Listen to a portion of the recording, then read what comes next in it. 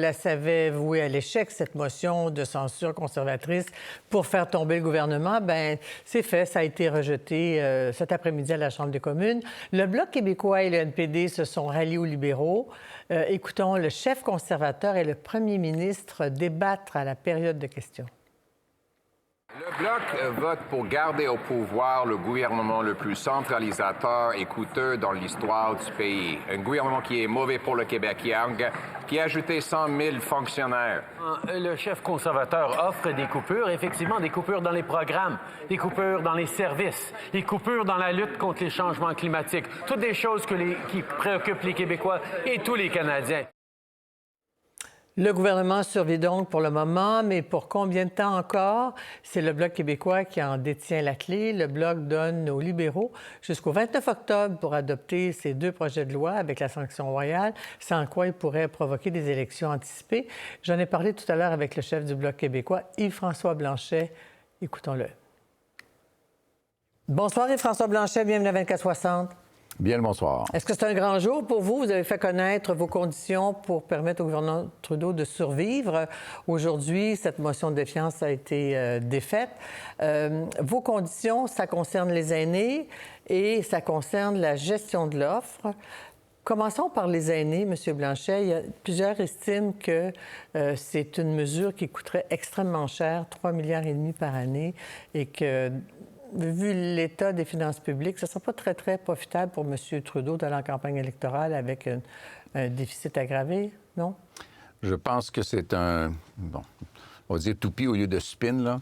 Mais si on s'y arrête sérieusement, d'abord, le gouvernement n'a pas appliqué la pleine indexation à aucun aîné depuis avant même 2019. Puis après ça, il a donné 10 d'augmentation aux aînés de 75 ans et plus. C'est comme s'il avait couper l'indexation des autres. C'est une rectification de quelque chose qui n'aurait jamais dû être coupé. Vous prenez la clientèle la plus vulnérable dans la population canadienne et québécoise, puis vous dites, vous autres, vous ne pouvez même pas vous défendre à la limite. Alors, je retiens un 10 que je donne à quelqu'un d'autre. Et vous voulez trouver 3 milliards? Ça devrait choquer tout le monde. 10 milliards par année et plus s'en va dans l'industrie pétrolière à partir de l'argent des contribuables du Québec et du Canada, alors qu'elle n'en a pas du tout besoin. Ça fait de l'argent dans les poches des pétrolières, ça fait de l'argent dans les poches des banques de Toronto, mais ça ne fait pas d'argent dans les poches des aînés. Quand vous prenez 3 de ces 10 milliards-là et améliorez le pouvoir d'achat des aînés qui n'ont pas vu d'amélioration depuis de nombreuses années. Écoutons M. Trudeau. Nous avons déjà démontré maintes fois que nos priorités incluent l'aide pour les aînés et la protection de la gestion de l'offre. On l'a démontré, on continue à le démontrer. On est très ouvert à continuer de travailler avec d'autres membres dans cette Chambre pour livrer pour les aînés, pour livrer pour nos agriculteurs. Est-ce que c'est de l'ouverture de la part de M. Trudeau ou c'est la porte est fermée à double tour? Dans une autre déclaration, il a mentionné même que les aînés avaient profité des soins dentaires pour lesquels, je pense, le Bloc n'était pas tellement d'accord parce que c'est une juridiction provinciale, c'est ça? Voilà. D'abord, les soins dentaires sont une juridiction provinciale. Il s'est vanté que ça représentait pour quelques-uns d'entre eux, peut-être pas mal d'entre eux, des centaines de dollars. Ce que nous, on dit, écoutez, c'est 1000 pièces par année pour chacun de ces années-là, ne serait-ce que pour rattraper l'indexation, ce qu'ils ont perdu comme pouvoir d'achat pendant la pandémie et dû à l'inflation qui a suivi la pandémie. Mais c'est en effet une juridiction provinciale. On n'ira pas le soutenir là-dedans. Cet extrait-là, toutefois, laissait entendre qu'il y aurait peut-être une ouverture. Il y a on va se dire, il y a une méfiance. Lorsque le premier ministre dit on pourrait peut-être se parler de façon plus ou moins formelle, ça peut être seulement dans le but de gagner du temps et d'être capable de manœuvrer. C'est la raison pour laquelle on a dit on sera très intransigeant sur la date. Et dans 2 semaines, on va peut-être se rendre compte qu'ils n'ont tellement rien fait déjà que ça va devenir impossible. Et le cas échéant, on va se comporter en conséquence. Nous, on ne souhaite pas nécessairement aller en élection. Et je ne pense pas que les Québécois souhaitent nécessairement aller en élection. Mais je pense que tout le monde comprend qu'on est peut-être arrivé au point où ce gouvernement-là n'a plus aucune utilité pour ce que sont les intérêts du Québec. Et peut-être que ce sera aux électeurs de décider comment ils veulent recomposer un futur Parlement. Donc, il y avait une date fixée ce matin du 29 octobre. Mais là, vous êtes en train de me dire que peut-être que si d'ici 2 semaines, on se rend compte qu'on ne se rendra pas au 29 octobre, on pourrait, s'il y avait motion dans ces dates-là, voter pour défaire le gouvernement. Devant une certitude, on devrait le considérer. On ne peut pas faire rire de nous autres. Maintenant, On va voir comment ça se développe. Vous savez, on regarde les 3 dernières semaines en politique fédérale, ça a été un feu roulant. Outre le spectacle et l'esparage, il y a quand même eu beaucoup de choses qui se sont passées. Imaginez les 5 prochaines semaines. Alors, nous, on essaie d'avoir un chemin clair que les gens vont comprendre, dans lequel ils vont se reconnaître et on va s'en tenir à ça autant que faire se peut. Mais oui, il peut arriver qu'il devienne évident, avant même le 29 octobre, que le gouvernement ne livrera pas, pour reprendre les termes de M. Trudeau. Et là, on pourra commencer à discuter avec les oppositions pour avoir une date où le gouvernement tomberait. Il faut se dire que tout le monde a déjà voté. Les 2 lois, la gestion de l'offre et aînés, qui sont déposées par le Bloc, tous les partis ont déjà voté à un moment donné ou à un autre en faveur de ces 2 lois-là. Donc, il n'y a pas de raison logique. Il n'y a pas de raison logique non plus pour que le NPD, compte tenu de la nature de ces propositions-là, ne dise pas, bien, c'est raisonnable comme demande et c'était la bonne approche pour le Bloc dans le but d'aller chercher un gain. Oui, le 29 octobre, avec les mesures, je ne sais pas, avec le Sénat, j'imagine, parce qu'il y a l'assurance médicaments qui est au Sénat aussi. S'il y a des élections, tout ça tombe.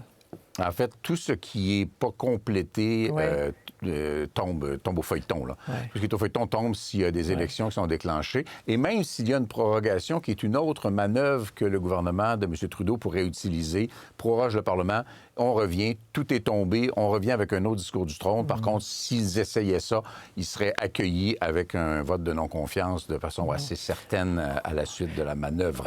Vos priorités ont été débattues à Québec la semaine dernière. Ça a été déclenché par M. Legault qui voulait que le Parti québécois vous dise quoi faire pour défendre les intérêts du Québec. Je pense que vous n'étiez pas content de ça. M. Legault est revenu sur cette question-là ce matin en réponse à Gabriel Nadeau-Dubois. Je ne sais pas si vous avez entendu cette déclaration, mais on va l'écouter ensemble. Pour moi, c'est l'urgence la plus importante. Pourquoi le Bloc québécois ne profiterait pas de l'occasion où il y a un vote de confiance pour exiger du gouvernement Trudeau qu'on réduise enfin de façon significative le nombre d'immigrants. J'ai jamais dit que j'appuyais un parti plutôt que l'autre. J'ai dit qu'on ne devrait pas appuyer le gouvernement de M. Trudeau tant qu'il ne nous dira pas, qu'il ne prendra pas l'engagement clair de réduire le nombre d'immigrants temporaires au Québec. Est-ce que ce n'est pas légitime de la part de M. Legault, puisque vous défendez les intérêts du Québec avec les conséquences du grand nombre d'immigrants, d'exiger ça? C'est même pas sur votre liste de priorités. 3 choses. Si M. Legault veut faire de la politique au fédéral, ça tombe bien, il y a des élections qui s'en viennent. Deuxième chose, on va faire une petite liste. Là. La position de Pierre Poilievre en immigration, c'est la même que Justin Trudeau. Il n'a jamais dit qu'il allait baisser le 500 000. Il y a 4 premiers ministres conservateurs à travers le Canada qui refusent de recevoir davantage de demandeurs d'asile. Il n'est pas du tout proche de M. Legault. Il n'est pas proche de M. Legault sur la laïcité. Il n'est pas proche de M. Legault sur la langue française. Il n'est pas proche de M. Legault sur les infrastructures municipales. Il n'est pas proche de M. Legault sur le logement. Tous les dossiers, les transferts en santé, il est beaucoup plus proche de la centralisation de Justin Trudeau que du gouvernement du Québec. Donc, on ne comprend pas nécessairement de quoi il s'agit. Et faisons un minimum de stratégie. Les conseillers assez proches du Parti conservateur autour de M. Legault savent très bien que si l'enjeu qui avait été déposé par le Bloc québécois était l'immigration, le NPD allait forcément voter avec les libéraux. Immigration, langue, laïcité, le NPD aurait continué à soutenir inconditionnellement les libéraux. La recette demandée par M. Poilievre et M. Legault, c'est la certitude que Justin Trudeau restait au pouvoir jusqu'en 2025 et ils le savent. Oui, mais en même temps, vous auriez... vous qui dites que vous défendez les intérêts des Québécois, c'est beau la question des aînés, mais c'est pas seulement les Québécois, c'est l'ensemble des Canadiens. Tandis que là, tout ce que semble demander M. Legault, c'est qu'il s'engage à réduire le nombre. Il ne demande pas les pouvoirs, il ne demande pas une loi, il demande une déclaration d'intention. Alors, pourquoi vous n'avez pas mis l'immigration sur votre liste de priorités? Parce que ça vaut absolument rien. Une déclaration d'intention de Justin Trudeau, ça vaut pas les vibrations en chambre. Hein? Ça vaut absolument rien, d'une part. D'autre part, Le Bloc québécois travaille pour les intérêts des Québécois, mais il n'y a personne qui a dit que le Bloc québécois travaillait absolument dans le but que ça fasse mal aux Canadiens. C'est pas ça notre but. Mais je comprends pas. Si ce qu'on fait est bon pour les aînés du Canada, bien, tant mieux pour eux autres. Mais je comprends pas que vous baissez les bras en disant ça ne donne rien de le demander parce qu'on aurait perdu pareil. Mais M. Legault est confronté à ça, est confronté au refus d'Ottawa en ce moment. Mettre le Bloc québécois, puis baisser les bras dans la même phrase, franchement, c'est un peu exagéré. Non, mais c'est parce que M. Legault a dit à Paul Saint-Pierre Plamondon, dites à votre ami à Ottawa ou votre frère à Ottawa de demander ça, parce que c'est ça l'urgence pour les Québécois. Et ce n'est pas sur votre liste. Mais si tu n'as aucune chance de gagner et qu'en faisant ça, tu garantis que Justin Trudeau reste au pouvoir jusqu'à de façon assez avancée en 2025, tu as le contraire de ce que tu veux. N'importe qui suit les procédures parlementaires comprend bien ça, la proximité entre le NPD et les libéraux en matière d'immigration. C'est très clair, c'est très connu. Et la réalité aussi, c'est que Pierre Poilievre courtise exactement les mêmes clientèles que M. Trudeau dans la grande région de Toronto en leur promettant d'augmenter l'immigration dans leur communauté respectives. C'est un faux débat qui a été fait, non pas tant par rapport au Bloc québécois de la part de M. Legault, mais par rapport au Parti québécois, dans le but, doit-on présumer, de se redonner un certain vernis nationaliste qui a été passablement ébranlé par ses échecs. Alors là, si on comprend bien, il pourrait y avoir, si vous et le NPD ensemble deviez voter contre une motion, en faveur d'une motion de censure ou de confiance que vous pourriez vous-même présenter, il peut y avoir des élections avant Noël, comme il peut ne pas y en avoir. En effet, mathématiquement, le NPD détient encore la capacité de maintenir le gouvernement de M. Trudeau au pouvoir. On prend pour acquis que, quelle que soit la question, les conservateurs vont voter pour faire tomber le gouvernement de M. Trudeau.